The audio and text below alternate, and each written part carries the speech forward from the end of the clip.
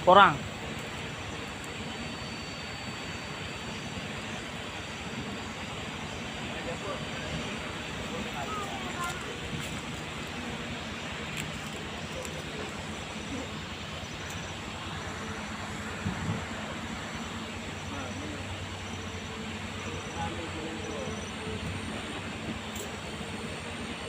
Yang sebut konsultan ya. Yang dia dapat kamu. Berarti dia